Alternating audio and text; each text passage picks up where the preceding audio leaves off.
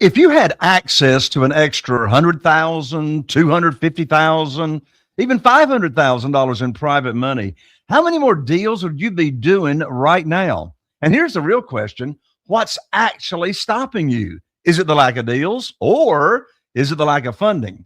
Welcome to another episode of Raising Private Money. I'm Jay Conner, the Private Money Authority. And today we're going to show you exactly what's possible when you stop chasing deals and start attracting the money. Because my guest today didn't come from a wealthy network. He didn't start with deep pockets, and he didn't wait until everything was just perfect to get started. Jarrod Frankum started with nothing but a decision. Fast forward to today, he's raised over $550,000 in private money, built a real estate business from the ground up, and is consistently helping sellers solve real problems while funding his deals the smart way. He's an investor, a licensed realtor, and founder of a family-run business. But more importantly, he's proof that you don't need experience, connections, or capital to get started right now. You just need the right mindset and the right strategy. So in this episode, we're going to break down how Jarrod did it, how he raised private money, and how you can do the exact same thing starting right where you are. You're going to meet my guest, Jarrod Frankum, right after this. If you're a real estate investor and are wondering how to raise and leverage private money to make more profit on every deal, then you're in the right place. On Raising Private Money, we'll speak with new and seasoned investors to dissect their deals and extract the best tips and strategies to help you get the money, because the money comes first. Now here's your host, Jay Conner. Jarrod, welcome to Raising Private Money. Thank you. Thanks for having me, Jay. Good to see you. You bet. Good to see you again as well, Jarrod. Well, I love your story. I want to dig into it. We want to share it with the audience. So first, let's go back to the beginning. Jarrod, you didn't start with money. You didn't start with connections and all that kind of good stuff. So take us back to the moment that you decided, I'm going to raise private money. What flipped that switch for you? It's been my experience after interviewing over 800 guests here on Raising Private Money. There was something that happened. There was a trigger that happened in your story that pointed you towards private money. What was that? Well, I more or less stumbled into it. So I didn't ask for it. I didn't make this decision that, oh man, I've got to figure out how to raise private money necessarily. It happened by circumstance, and it even happened on my very first house that I purchased for myself. And the way that had come to be was when I was about 4 or 5 real estate deals in, I found a house that the owner owned outright, and he needed a massive down payment. He wanted to buy, and he was willing to owner finance most of it, but wanted like a $50,000 down payment. I thought, well, if I could get the deal at the right terms, what I could do is structure the deal so that way I could either resell it or do something. And what I realized, are you there?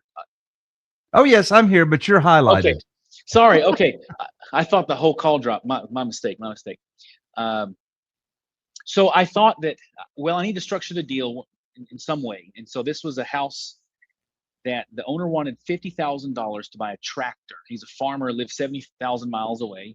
And I thought, well, I don't have $70,000. I'm brand new in this business. But the price was cheap enough. I thought, well, I could resell this deal to someone else. And so I went ahead and put it under contract, and I had no idea where on earth I was going to get $50,000 from. And long story short, I was just telling friends and family and people in the church network and things about what I'm doing and how my business was going. And I even found this house. And then someone said, Jarrod, we've seen what you've been doing with you're finding these deals and selling them off and this and that. We would love to help you. We see what you're doing. We believe in what you're doing. Here, kid you not, they said, we will partner with you and fund you this $50,000 so you can do this deal. It blew me away. I wasn't even looking for it. I wasn't trying to pitch it. I wasn't trying to do anything like that. I just was sharing my excitement about, hey, my business is getting up off the ground and going. And someone offered it to me. And that was my first instance of private money on my very first house that I bought for myself. And what I had been doing previously was wholesaling real estate, where I would find discounted properties and then resell them with the intent that I still want to own property. And then I had another instance of raising private money. And this came from, I had been trying to find lines of credit, unsecured lines of credit, so that way I could buy property. And at the time, I was still so new in business that banks really wouldn't give it to me. But I had just met a handful of connections, realtors and other investors. And I would go to this weekly meetup where we would just talk about what our business goals are, how we can help each other and this and that. And a realtor friend of mine shared with me, well, I use private money. I've got this couple that for their retirement, what they do is they lend to real estate investors. And I set up a meeting with them. And thankfully, it was just being in the right room. I set up a meeting with this couple, and they'd asked about deals I was doing, and I showed them, and I even had a deal, an opportunity for them to invest on that they could get a better return than if they were to leave money in the stock market or whatever. And sure enough, I showed them the deal, and they loaned the entire house. So this was really cool because they loaned me the money, the entirety of the purchase price, the entirety of the remodel budget, and a way for me to do an assignment fee to fund my real estate acquisitions business. So I was able to buy the property with no money out of pocket, entirely 100% on private money financing. They loved it. The deal went smooth. We remodeled the house within 3 months. We refinanced it, paid them back off. They made a good chunk of money. They're excited. And then they roll that into the next one and then roll that next one. So we constantly have money with them. And then now having this as a story of, hey, I've done this already. Now I come across other people, and I'm not actively like seeking big private money now, although I know I should, that's the next, I should say, that's one of the very next steps for my business as we take on more projects like this, is raising more money, because we happen to lose a line of credit that I had gotten because the bank's risk tolerance went down and they weren't willing to renew it. So I realized, man, I can't rely exclusively on lines of credit or just banks. It's really healthy to have access to several types of funds. And also, as the stock market's not doing so hot and not as predictable, when you've got people with great track records on buying, remodeling, and doing well on deals, people who've got a stack of cash but is afraid of the stock market or afraid of the volatility, they're wanting to put money with us. And so what started from just someone believing in me and seeing a little bit of success, and that parlaying into someone else wanting to take a piece of that, and then now it's starting to grow where we've got a number of people who are willing to lend. Maybe not everyone doesn't lend on the entire deal, but it's pieces. Maybe it's $10 to $20, $30,000 or up to 200 or more on the full deal. And right now we've got a remodel that we're doing there. And so I don't know. I did, to answer your question, when did I realize I had to do it was April, about a year ago, was when my bank, I finally had got that line of credit, but my bank elected to not renew it because they're concerned about the whole political situation and this and that. And they didn't want to renew the credit line. And so I realized, man, I have to always have access to capital, because when the deal is there, the last thing that you want to run into is not have the way to fund it. And oftentimes you need to make decisions quickly that I could go to a bank and get a typical bank loan, but that takes 30, 45 longer days. Oftentimes these deals, you've got to be able to jump on the opportunity there or you lose it. And in fact, we had that same couple. There was a deal at the house that next morning. I got a call at like 8 p.m. The next morning, that house was going to foreclosure. And I couldn't wait for a bank. I couldn't have even waited for a line of credit for the bank to open. I called that couple at 8 p.m. and said, look, I've got a wild story for you. You're going to think I'm insane. Here's the deal. Here's what I found. Here's the situation. We've got to have this money by 9 a.m. tomorrow, cash in hand to go to pick this up. Sure enough, we closed on it. We bought it. And I raised that money in 8 hours or whatever it was. So having access to funds like that really enables you to act on opportunity when it's fresh. Otherwise, we would have lost the deal. There was no other way to fund it. Jarrod, what I love about your story is that your beginning days using private money and my beginning days starting to use private money, which for me goes all the way back to 2009. I had a bank story, right? I had a line of credit at the bank. I thought I had a line of credit at the bank still when I had 2 houses under contract, and I called up my banker and learned that my line of credit had been closed. And so anyway, you and I have that in common as far as we had to find a better and quicker way to fund our deals. Another commonality that we have in your story and my story is it sounds like your first private lender was from a church connection. Did I hear that right? That's correct. Mine as well. Our first private lender was a church connection. And I heard a big takeaway from your story that you just shared about your first private lender. And you said you weren't asking anybody for money. I never ask anybody for money, but I got over $8 million that I keep turning over and over and over again. And so you didn't ask. The big takeaway from your story is that you were just sharing your enthusiasm and your excitement for what you were doing with deals and what you had going on. And that is a great attractor factor, if you will, to get people attracted to you and chasing you to where we're not chasing the money. It's all about, there's no selling, persuading, chasing, begging, right? No selling. It's all about letting people know what you do and then letting them know that you've got an opportunity. So I can relate to what so much about what you were just sharing in your stories. And, we got a lot of real estate investors that are listening and tuning in to this episode. And a lot of them are stuck because they feel like they just don't know enough yet. Did you have any lack of confidence at the beginning? And if you did, how did you push through that lack of confidence and start raising money anyway? Yeah, well, I had no clue what I was doing. To tell you the truth, I thought that I was either A, doing something brilliant, or B, doing something incredibly irresponsible. There was just, there was so much. The thought was, I'm either just doing something so crazy it doesn't even matter. Like I'm either going to fall so hard on my face it doesn't matter, or B, that this is going to be awesome. And I thought, man, let me just take this one step at a time. I knew that one thing that, especially when I was early in the business, this was 2020, March 2020 is when I closed that first deal with private money. It was the first house I had ever bought. I'd never owned any real estate prior to this. And there was a number of new things to me. And,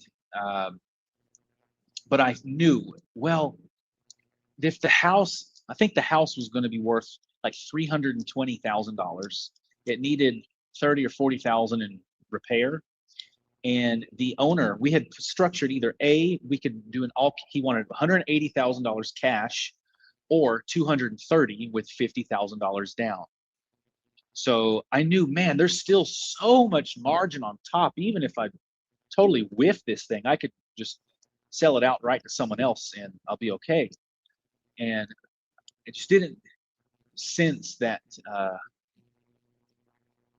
it was going to go bad. I just knew that the numbers just seemed to make so much sense, but I had no idea if it was going to work or not. It just seems to make sense. And so I put it under contract, and I knew I had no idea where 50 grand was going to come from. I had no idea. And but I was just sharing with people about who care about me. And hey, I found this deal, and this is what I'm looking at, and this is so cool. Look, check this house. It's here, and I'm structuring it this way, and this and that. And then they brought it up. They said, Jarrod, why don't we just fund it for you so you can go do something? You've been looking at this for a long time. And I think that's what encouraged them to even consider loaning the money to me was the consistency I'd had prior of actually doing other real estate deals like wholesales and that sort of thing, where I never closed on any, but I had found great deals for other people. And they wanted to see me, they wanted to believe in me, invest in me, and see me level up and actually own and begin building and that sort of thing. And yeah, I had no clue what I was doing, but I thought if I just take the one step to help me move forward, which was sign the contract. Okay, I signed the contract. Now I need to figure out where the money is coming from. Well, let me bring the deal to other people. Maybe I can either A, partner with someone, or B, someone will want to buy it or whatever. I didn't know. I just figured, let me just take the next step. My grandma, I love my grandma. She had given me this advice one time. About something not related. I don't even remember what it was about, but she had said one time, Jarrod, the way to eat an elephant is one bite at a time. Don't worry about eating the whole thing at once. Just take the one bite. So I thought, let me focus on this one bite of this deal, which was getting the contract. And then next is finding people to either partner or buy it. And then 3, just telling other people about what I'm doing, just out of excitement share. And Yeah. sure enough. So let's get tactical, Yeah. Jarrod. Our listeners, common question I get all the time is, where are you finding your private lenders? Mhm. So I heard where you found 2 of them. The first one was through a church connection. The second one, you were in a conversation and they told you about someone that had retirement funds that Mhm. was lending. And so you like had an intentional meeting with them. Yes. And I suppose you had not met them before. So Nope. this is sort of like a co-meeting. So what are some other places or areas, or how have you found other private lenders? By being heavily involved in the real estate scene, like I would go to the real estate investor meetups. I would make good contacts with hard money lenders, banker. Being close with people involved in the industry, I don't know how, but my name gets brought up. It's so referral based. I don't market. I know I'm small in the space. Like I'm not raising millions and millions of dollars yet. Not yet. I know we will get there. But so far, it's just been based off of referrals. Hey, Jarrod, we know this guy. We've seen what he's doing, right? And they reach out. It's been all organic to me, but it's always been related to being active, being profitable, being successful in real estate. When I say I just complete deals. I deliver on what I'm going to say. I pay the people on time. They get their returns. I don't make them wait around for their money. They're not if they want to go walk the property, I'll let them go look at it. I don't mind, at least at this stage. I think if I'm doing, a number of deals, that may be a lot logistical thing, but I'm not there yet. And so I'm playing with the cards that I have. And so far, it's just all been on referrals, but based on my 1, reputation, and then 2, being around other people doing similar things. Yeah, that makes sense. Well, and that's the way it's been for me over all these years. I have, I've either already known the person, had some kind of relationship, already had the trust factor, the credibility in place, or I was referred to someone that I had already been doing business with, that I already had that relationship. So it's like, when the referral comes, pretty much they're already in. It's Mhm. just a matter of, that warm up conversation and reviewing what it is that you offer, the interest rate that you offer, and that type of thing. So let's talk about mistakes and lessons learned and how to avoid them. Can you identify any mistakes or things that you would do differently now on attracting the money than when you first started attracting the money? And in addition to that, have you observed any mistakes with other real estate investors Oh, yes. when they have gone to raise private money? Yes. Let me answer the second question first, which is, have I observed any other mistakes? Absolutely. The number one thing that I've seen other people do, and it wrecked some good friends of mine who invested with someone else, is they weren't upfront. They were not clear. They were not truthful and honest about this genuine situation of the house, the genuine values of the home, the genuine, none of that. They were raising money to pay for bad debt elsewhere, and that ultimately became this massive house of cards that all fell down. So thankfully, that's not anything that's ever happened with me, but I have seen that. And it's easy to believe in someone when you see that they own a number of properties, but if it's not backed up by reality, then it'll come crashing down. So of course, what I do is I'm so upfront. I show my my estimated remodel costs. I show what I think the house is worth. I'll give comps. I try to front load as much as I can, positive proof, and even poke holes in why the deal could be seen as some sort of risk. And here's how I overcome that. And if someone is not willing to work with me, of course, it's okay. It's okay. I forget who says it, but like the deal of a lifetime comes around once a month. So it's not like that's the only one. There's always deals, always going to be deals. So true. Yeah. And I think the mistake that I have is I've waited to find the money when I'm already needing it. I think the thing that really would have accelerated a lot is consistently looking for opportunities to raise money, even when I don't have a particular need for it, or that deal's not active, or I don't have some perfect form. And that would really help turbocharge the business. Yes. Thank you. Thank you for sharing that, because I learned early on, it makes a whole lot more sense to get the money lined up first. And, think about it. How many more offers?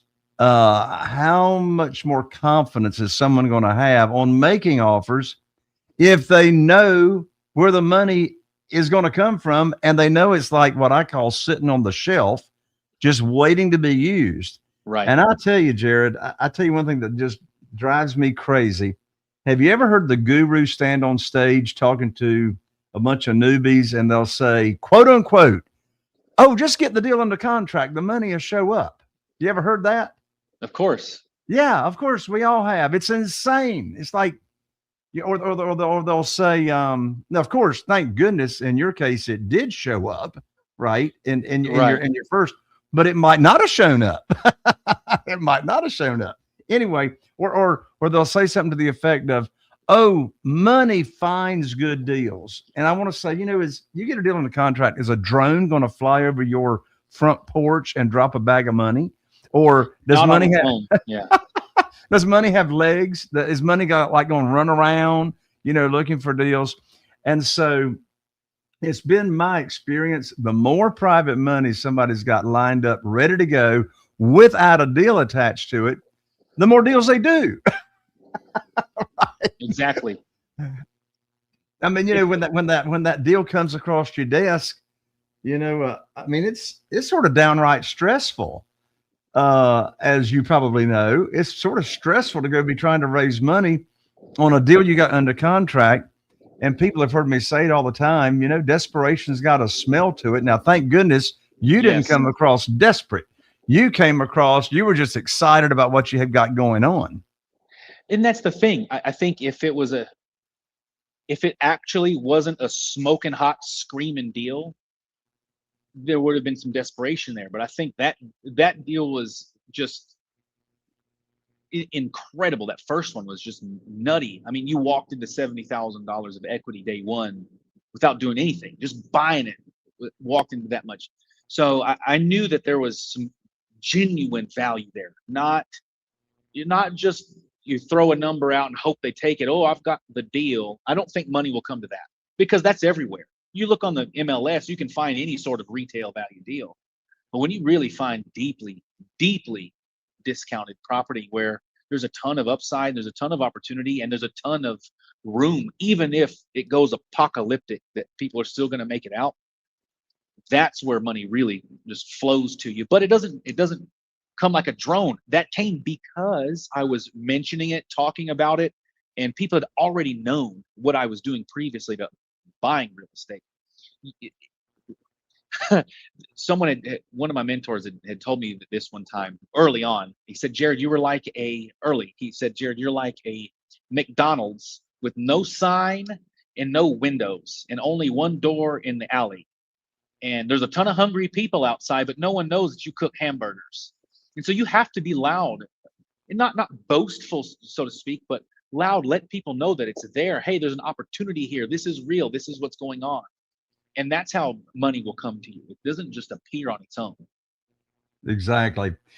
So, Jarrod, for those that are listening to this show and they want to start raising private money, but they never have before, what would be your advice on where do they start? Like, what's the first thing they need to do or to understand or get straight about raising money? One is know what it is that you're raising money for. I think you could just claim that you want to raise money, but if you don't have any real direction or aim or purpose to it, I think it can really frustrate not having any meaningful pitch. What people believed in me, and I can only speak from my own experience, but what people believed in me was my certainty about the direction of where this deal was headed, and I believed in it with my whole being, and it was so obvious. And that's where that's what raised the money. And so knowing how it will be helpful. Two is knowing what's the need of someone who's loaning that money out. People aren't loaning their money out just because, right? There's going to be an expectation for return, I'd say 99.9% of the time. So what is it that they would want? Something I often think to myself, or I talk to other people getting involved in real estate and how do they make offers, is one is if you aren't willing to buy that and close on it yourself, do you actually have a good deal? And that encourages them to really reconsider on what is a good deal in order to make a deep enough discount.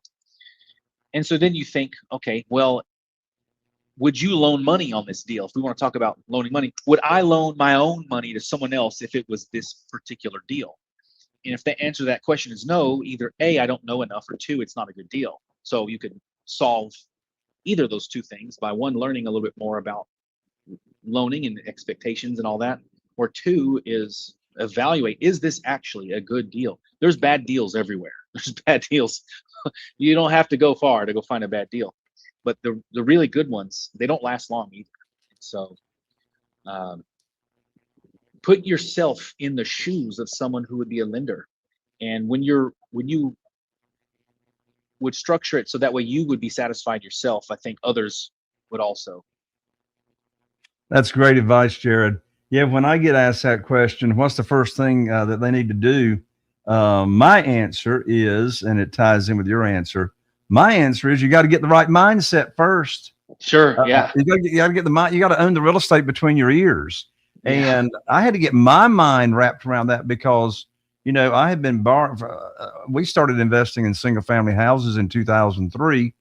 And for those first 6 years until January 2009, I didn't know anything about private money. I didn't know anything about hard money. Of course, for all of our listeners, Jarrod and I have not been talking about hard money.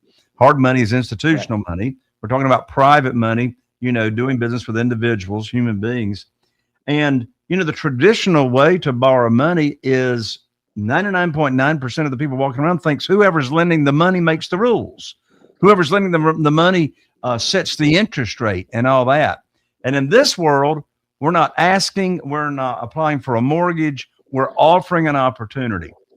So, like, you know, I view myself as a teacher, an educator.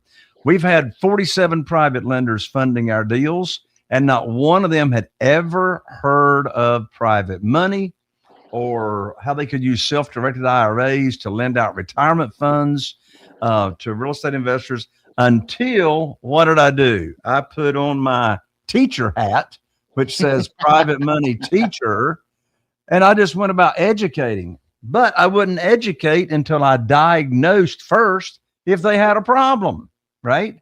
So anyway, Jarrod, you and I have got so much in common.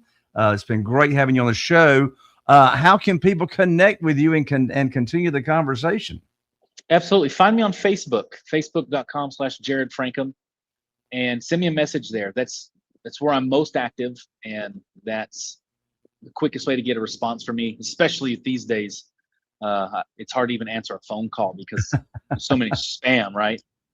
Exactly. So yeah, y'all can find Jarrod on Facebook, and you spell his name. Of course, this will all be in the show notes. Jarrod, Jarrod, Frankum, Frankum. Jarrod, thanks so much for joining us on Raising Private Money. Likewise. Thank you, Jay. You got it. All right, folks, let's bring this home. If you got value from this episode, and I know you did, here's the truth. Listening does not change your business, but taking action does. So don't just sit on what you heard in this episode. Reach out to someone you know, start the conversation, and begin raising private money and attracting it. And here's the deal. If this episode helped you think bigger, move faster, or gave you the confidence to finally just get started, then help me get this message into the hands of more real estate investors just like you.